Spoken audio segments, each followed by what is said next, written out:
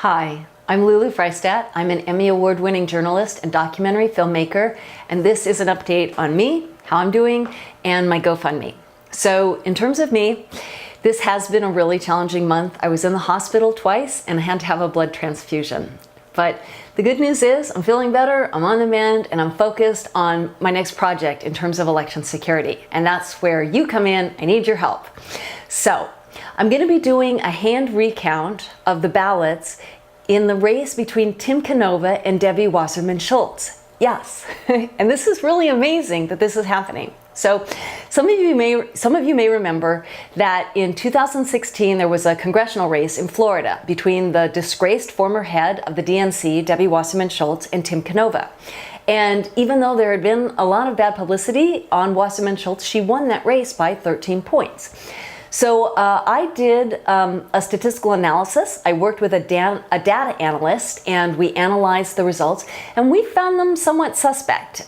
In fact, we looked at the demographic data, and no matter how we added up the demographics of the people who voted, we could not get them to equal the results that were reported. So I really want to look at those ballots. So I did a public records request to get access to the ballots, and the county fought me tooth and nail. Now, this is really something to pay attention to here. The county is the one that should be doing these hand counts. They should be working with the public, reassuring the public the results are accurate, and doing hand counts when people are concerned, and being as transparent as possible. But quite the opposite.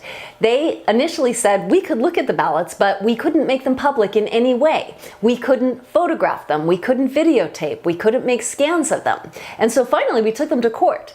And Tim Canova got personally involved and we challenged them in court. And the good news is that we won that court battle and we are going to get access to these ballots. And this is where I need your help.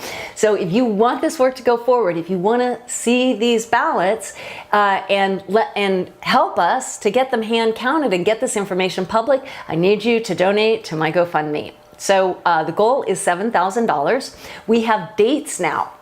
November 1st and November 2nd, they've given us permission to get in there and make copies of the ballots. And then after that, we'll be able to analyze them and do the hand count. So the link to the GoFundMe is up on my Facebook page, my Twitter page, my blog, and you can just go to GoFundMe and search for Lulu Friesdat. But whether you can give $500 to really move this hand count forward, or $100 so I can get a plane ticket to Florida, or $5 so I can have a taco while I'm down there, we really need your help. So please, please, do you think this work is important? I do. I think that when you vote, you should know that your vote is counted and counted accurately. And the only way for us to know that right now is to get in there in these elections that are suspect and count the ballots by hand. And that's what I'm doing. I need your help. Thanks so much for everything that you're doing. Okay.